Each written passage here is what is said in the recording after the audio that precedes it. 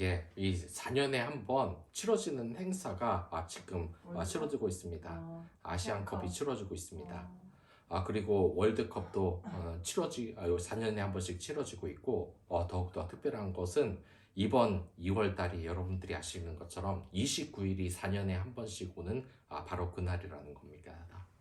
이렇게 보면은 이 29일이 얼마나 행복한 날인지 모르겠습니다. 4년에 한 번 나오는 것이고, 아는 지인들이 2월 29일이 생일인 사람이 또 있다고 합니다.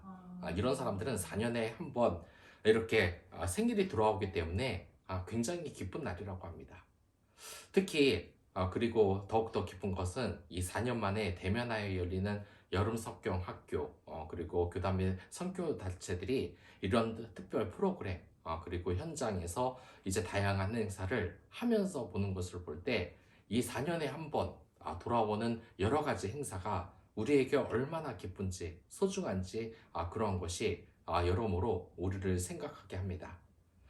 그리고 이렇게 기쁜 것이지만 오랜만에 돌아왔을 때 특히 이 교회에서는 4년 만에 여름 성경학교를 시작하게 되고 이 코로나 때문에 교회를 떠나는 친구들을 다시 불렀을 때 이 기쁨이 우리에게 굉장히 크지 않았습니까? 그리고 하지만 더욱더 무서운 것은 이렇게 코로나 기간이 길었을 때 교회에 나오는 즐거움이나 수련회, 여름 성경학교의 은혜를 우리가 잊을 것은 아닌가 하는 그러한 걱정도 앞서는 것도 사실입니다. 오늘 예문에도 그렇습니다. 오늘의 이 성경 말씀에서 이 다윗은 바로 굉장히 열정에 차서 온 땅이여 여호와께 노래하며 그의 구원을 날마다 선포할지어다라고 말을 하고 있습니다. 왜냐? 왜 이렇게 기뻐할 수밖에 없었냐? 이것은 바로 하나님의 궤를 다윗이 드디어 옮겨놨기 때문입니다.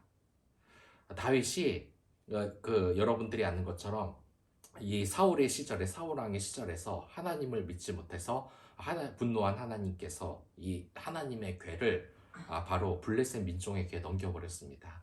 이게 무슨 의미냐? 이 하나님의 궤라는 것은 그 당시 하나님의 말씀이 적혀져 있던 궤인데 물론 이 궤가 하나님은 아닙니다. 하지만 하나님의 임재가 그곳에 있었기 때문에 한마디로 하나님의 성전이 하나님의 궤라고 생각을 하시면 됩니다. 근데 그걸 잃어버리는 것입니다. 생각을 해보면은 현재 이스라엘 민족들이 이 하나님 예루살렘 성전을 아직 되찾지 못하고 드디어 찾았을 때 그 기쁨을 생각하시면 됐다는 것입니다. 단순히 그 정도 의미가 아니라 이 이스라엘 민족에게는 독립 못한 나라가 드디어 독립을 했다는 그 정도 의미까지 굉장히 기쁜 날이라는 것입니다. 이 다윗이 얼마나 기뻤겠습니까? 이 하나님께서 궤를 옮겨놓는 것을 허락하지 않으시고 오히려 이 궤를 옮기는 제사장을 쳐 죽였을 정도로 굉장히 분노를 하셨는데 이 다윗은 하나님의 궤를 옮겨놓는 것이 보통 일이 아니구나. 이 하나님이 진노를 거두시지 않는구나 하고 굉장히 두려워 떨었습니다. 하지만 이 궤가 드디어 자신들이 사는 이 다윗성 그리고 주변의 사람들 옆에 모셔진 것입니다. 하나님의 임재가 다시 이곳에 온 것입니다. 얼마나 기뻤겠습니까? 마치 우리나라가 이 4년 만에 여러 가지 교회의 행사를 열고 기뻐하는 것과 다름이 아니겠습니까? 다윗은 너무나 기뻤습니다. 이 궤가 하나님이 있는 곳으로, 하나님의 임재가 임한 곳이 그 전보다 있었던 것보다 나았기 때문입니다. 법궤가 어디에 있었습니까? 처음에는 블레셋 민족에게 빼앗겼다가 결국 이 블레셋 민족들이 이 하나님의 법궤를 놔두다가 저주를 받아서 이 이스라엘 민족에게 돌려는 줬지만 이 법궤가 결국은 아직 성문으로 들어오지 못하지 않았습니까? 왜냐? 이 다윗이 너무나 급하게 이 하나님의 궤를 모셔오려고 하다가 하나님이 말했던 그 규칙대로 제사장들이 들고 온 것이 아니라 이 소에 매달아서 하나님의 궤를 수레에 담아서 가져오려고 하다가 하나님의 진노를 사서 시골에 묻혀져 있었던 겁니다. 그 귀한 법궤가 시골에 묻혀져 있었던 겁니다. 그렇게 생각하면 여러분들 뭐가 이렇게 뭐가 그렇게 심각한 거냐? 요즘 보면은 뭐 산속에 절도 있고 산속에 수도원도 있는데 시골에 묻혀 있는 게 뭐가 그렇게 큰 문제냐라고 생각을 하실 수 있겠지만 그렇지가 않습니다. 하나님의 궤는 우리와 동떨어져 있으면 안 되는 것입니다. 우리의 아버지 어머니가 저기 산골에 처박혀 있어가지고 저희들이 찾으려면 힘들고 만나기도 힘들고 하면 어떻겠습니까? 이제 공적인 왕실이 있는 성읍으로 이 하나님의 궤가 옮겨져서 너무나 이 하나님이 내 곁에 있다는 것, 그리고 내 주위에 하나님의 궤만이 마련해 놓은 아주 소중한 자리가 잡아졌다는 것에 대해서 이 다윗은 너무나 기뻐서 온 땅에 여호와께 노래하며 그의 구원을 날마다 설포하지어다 하면서 예배의 시작, 하나님의 궤와 함께 예배의 시작을 알린 것입니다. 그러나 문제점이 있긴 있었습니다. 그것은 통치자가 세운 이 성정에 비하면 매우 초라한 것이었습니다. 하나님의 궤가 예전에 어디에 있었습니까?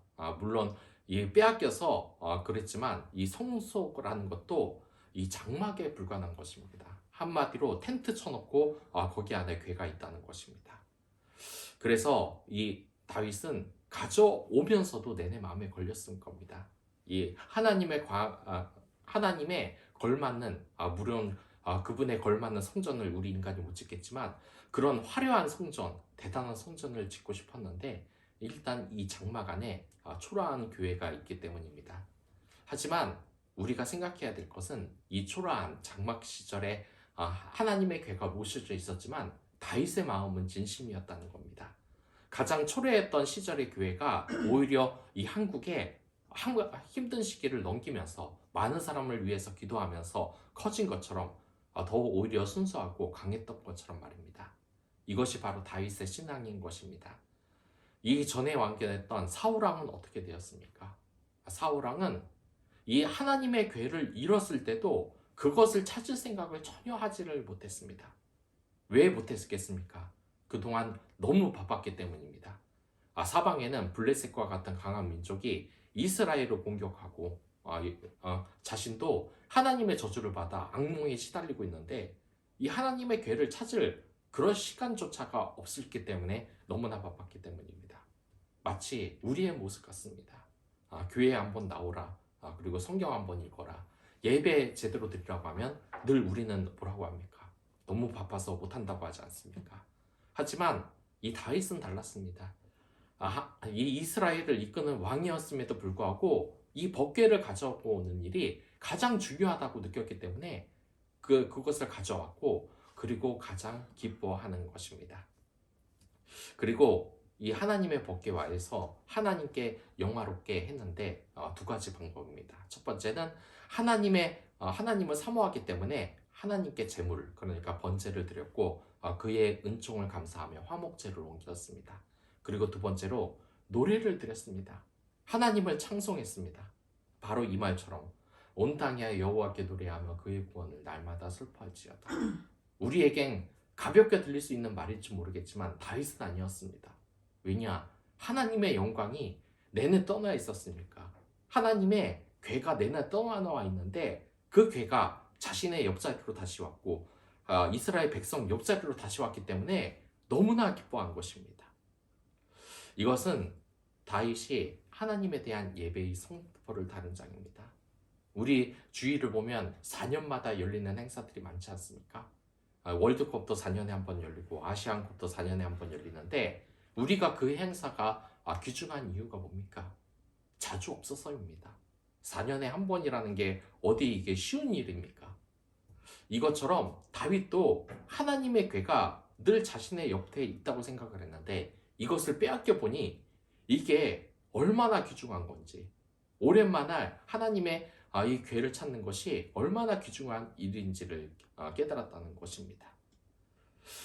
그리고 우리가 생각해야 될 것은 바로 우리가 소중한 것을 잃어서는 안 된다는 것입니다.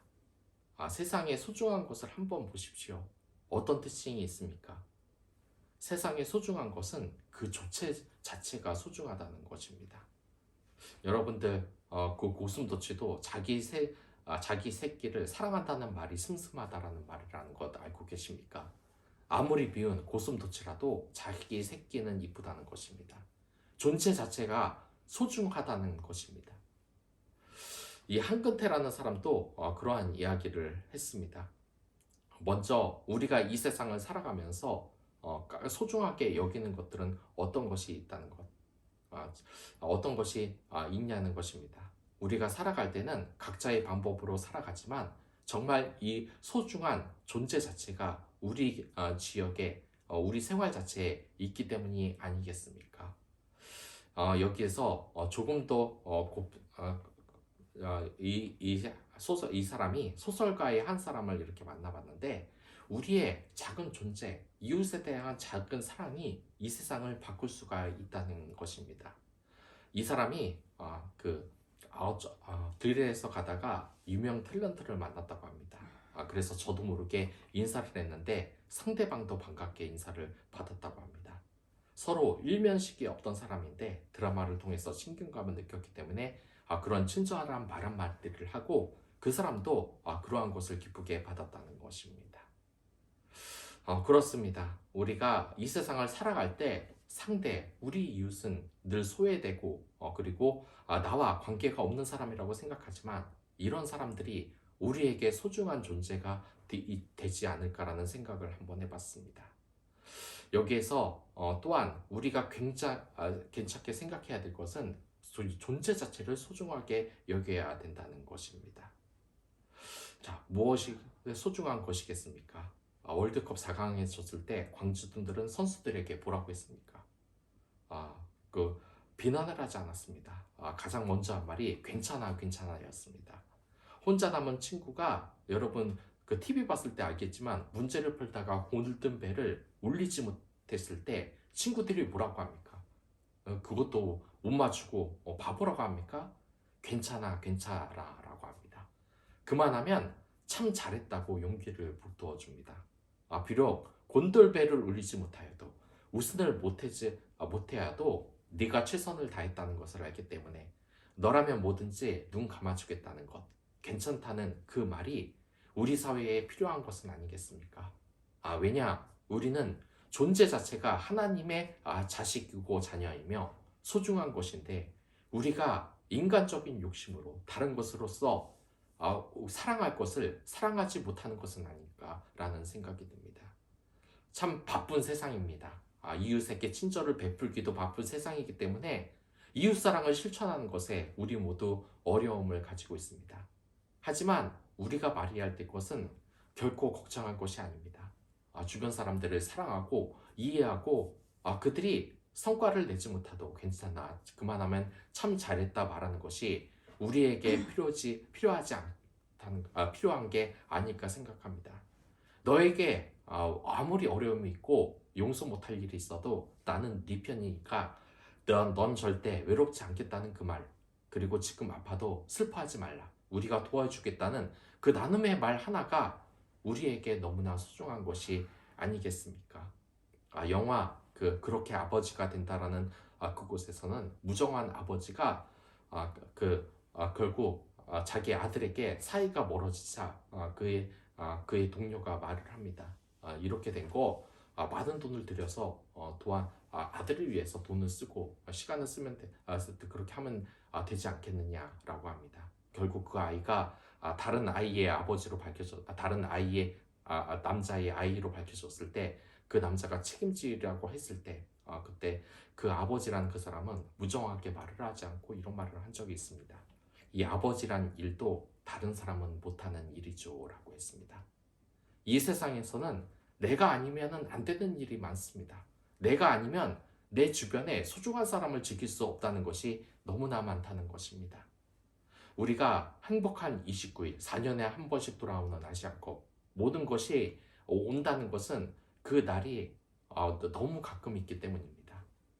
그리고 우리가 그 주변의 사람들에게 소중하고 중요한 사람이라는 것은 우리의 곁에 그 소중한 이웃들 곁에 우리만이 있었기 때문입니다. 우리는 이 하나님의 맡겨진 사명 안에서 나만 할 수 있는 일이 있습니다. 내 부모님을 아끼고 진심으로 사랑하고 보양하는 것은 바로 자식입니다.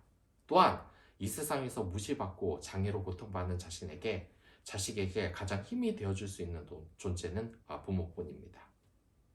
사실 이 교회에서도 이 세례받는 것을 굉장히 흔한 일로 생각하지 못할 때가 우리에게 오지 않았습니까?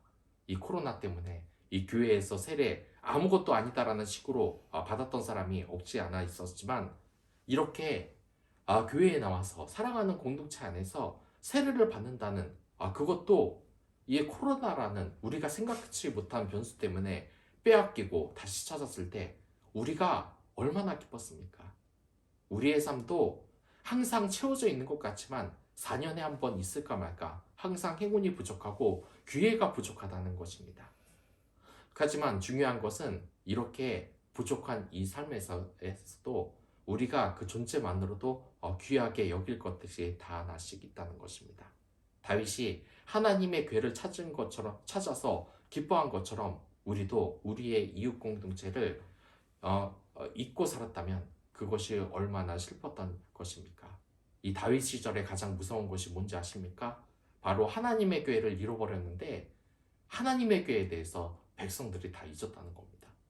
그 소중한 것을 바쁜 삶 속에서 모두 잊었다는 것입니다.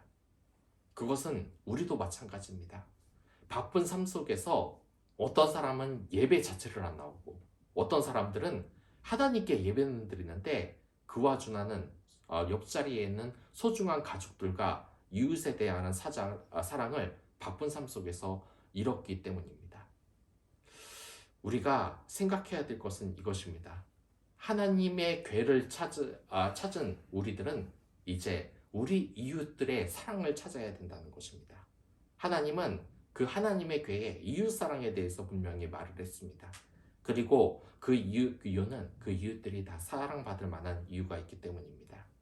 우리 가족들과 또한 이웃들이 부족한 사람들이라도 다른 사람들에게 그렇게 말을 듣더라도 그 정도만 괜찮아, 잘 됐어 하고 보듬어 주는 것이 우리에게 필요한다는 것입니다. 우리 부모에게 약점을 잡으며 그가 한 말에 대해서 섭섭해하고 원한을 갖는 것이 아니라 하나님 너무나 소중한 부모의 은혜라고 그 정도면 부모님도 우리에 대한 사랑을 충분히 보여줬다는 것이 필요하다는 것이고 우리의 옆에 이웃들의 위해서 기도하고 구원을 위해서 노력하는 것이 이 자리에서 필요하다는 것입니다. 너무나 이 세상에 바빴기에 우리의 아버지, 어머니 또는 우리 형, 동생 그들의 구원에 우리가 정작 중요한 일을 사울왕처럼 미루는 것 아니겠습니까? 우리도 다윗처럼 그들을 이 예배에 데리고 와야 됩니다. 믿지 않았던 내 아버지, 어머니가 같이 예배를 드려야 하는 것이 소중하다는 것을 오늘 본문이 하나님께서 우리에게 말씀해 주시는 내용입니다. 아마 다윗도 그러지 않았겠습니까? 하나님 아버지와 단절된 이 삶이 힘들었는데 하나님의 궤를 찾고 너무나 기뻤지 않았습니까? 이 다윗은 포기를 안 했습니다. 하나님의 궤를 온 백성이 다 있는 가운데서도 이 궤를 찾는 것을 포기하지 않았습니다. 그것은 예수님도 마찬가지입니다. 예수님은 포기를 안 했습니다.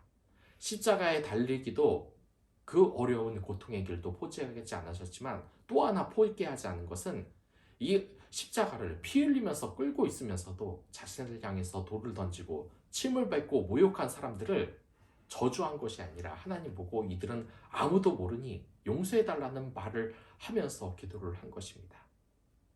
자신과 이들이 함께할 시간이 얼마 안 남은 것을 알기 때문입니다.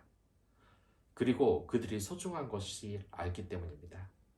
우리가 부모님은 살아갈 날이 얼마 남지 않았고 또한 우리 형제들도 마찬가지입니다. 그들을 이 예배의 자리에 와서 구원해달라야 되는 거 아니겠습니까? 이 세상에 가족뿐만 아니라 이웃들도 분노와 미움 때문에 그것을 하지 못하는 것이 많습니다. 이웃과의 갈등과 미움이 있기 때문에 화해를 하지 못하고 있습니다. 그 마음을 없애고 그들에게 우리 생명의 사랑의 복음을 전해야 합니다. 그래야 같이 천국잔치에서 하나님께 예배드리며 영원한 삶을 행복하게 살 수 있지 않겠습니까?